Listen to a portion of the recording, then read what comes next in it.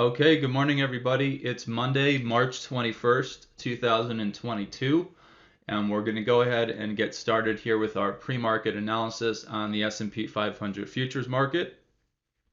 As usual, on Monday, we go ahead and scrutinize those higher time frames. So let's go ahead and jump up top here. We'll go to the annual, and what I need to do real quick while we're up here on the higher time frames is erase some of those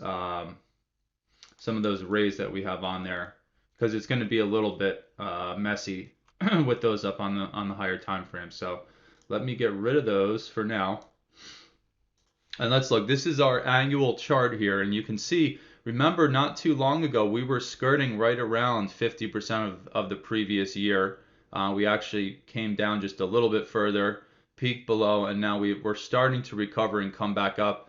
Now we have a huge wick to the downside on the current annual candle. So, hey, lots of time for this puppy to develop. So we'll come back and continue to revisit that. On our quarterly chart, again, not much has changed. We still really haven't gotten outside of that major chop zone that we've been in for, I don't know, two months now. Maybe even, yeah, probably just about 2 months, just kind of chopping back and forth between 4,200 and 4,450 back and forth. So really nothing new up top here except for the fact that we do have what could be argued is that bearish divergence from the highs, because we did get kind of this major push down in RVI despite the push to higher highs. So we'll come down now into the monthly, and the monthly as well. Really, the picture has not changed because the same thing that I set up on the quarterly is the same situation here. We've just been chopping up and down, basically sideways here for quite a while. So on the monthly, I also don't really see anything else to add to the picture outside of the fact that we now have three candles in a row here with major wicks to the downside. So if we continue to kind of develop this, to me it looks like we're finding a bottom and we're going to potentially go ahead and curl out of here. But that is still yet to be determined. We have about a week and what do we have? 2 weeks left here to get to the end of the month. So we'll come back and take a look at this when we get closer to April. So that is the monthly. Again, nothing new going on up here. And then on our weekly, this is basically the first time frame that we said 3 or 4 weeks ago that we started to get our first bullish clue. And remember, my argument was that because we had such a strong wick to the downside here, and because every other time we see the major wick to the downside, we see continuation up, I argued that basically we could see us hold these lows here and start to either bounce out and get out of here, which we started to do back on the week that ended on March 4th here. We started to break through the high of the candle that printed that giant wick to the downside and looked like we were going to break out, and then they brought it back down. And remember, I said we could kind of go sideways here and continue to test the lows, maybe even come down and break that low by a few points or something, and then go and start pushing to new highs. And so far, we've just kind of stayed sideways. The bears have not broadened it to the extreme and come down to 40.9450 here to test it. Let me just go back to another example of when that happened, because there are some situations. So right here, got a really nice wick bullish reversal candle. They came out and then they came right back down into the lows, tested them, and then went ahead and ripped higher. And we see it kind of in multiple situations.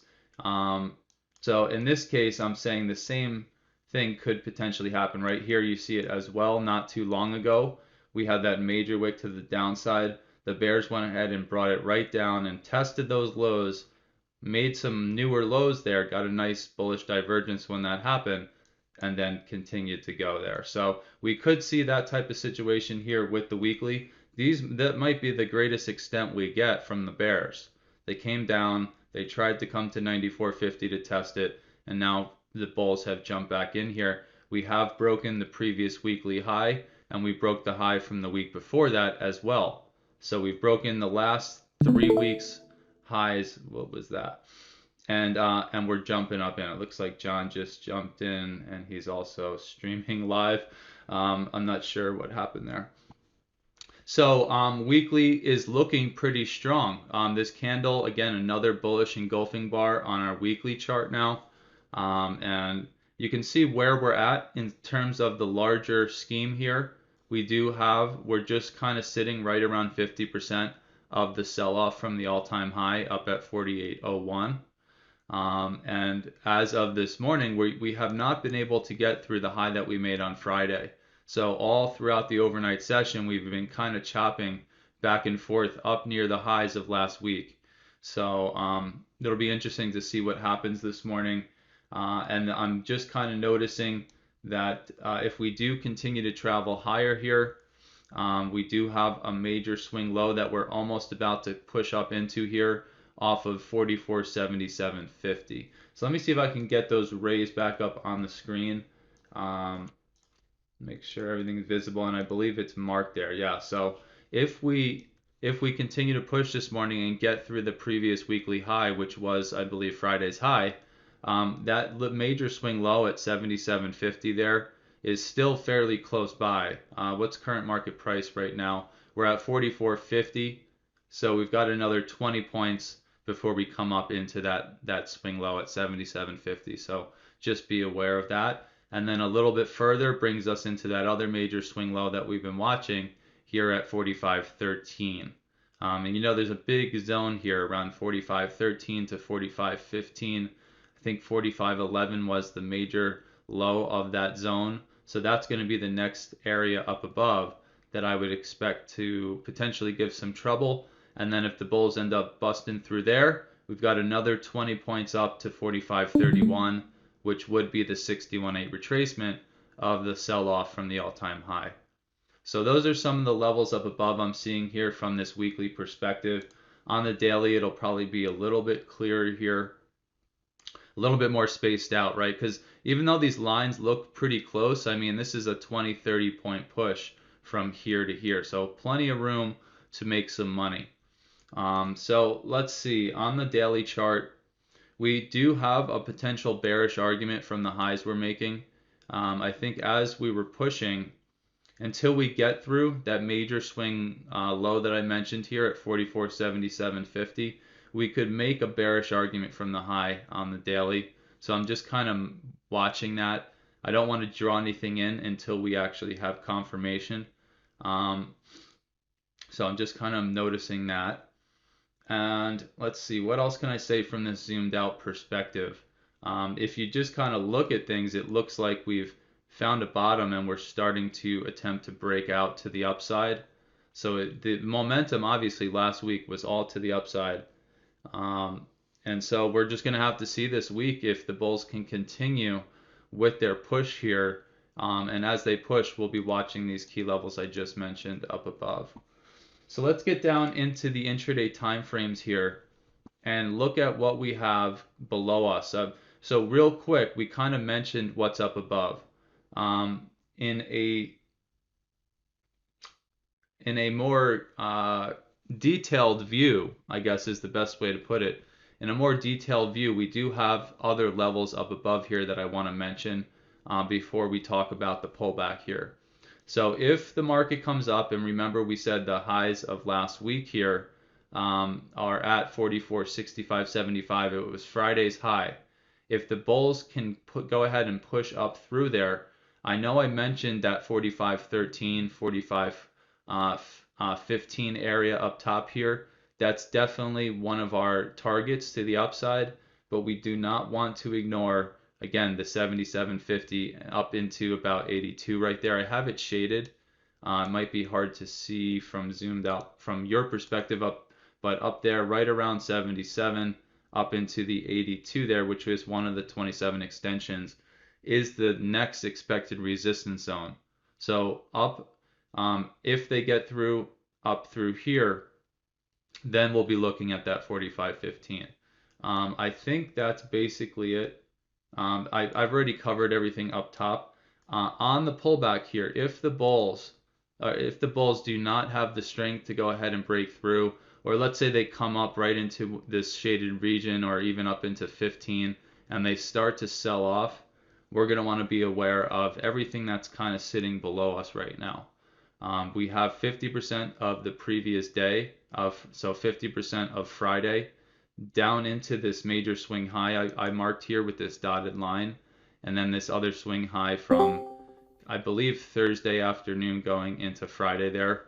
So that little shaded zone you see right here would be my first level or zone that I would expect to have some type of support if the bears do pull things back here. So that would be my first area of interest.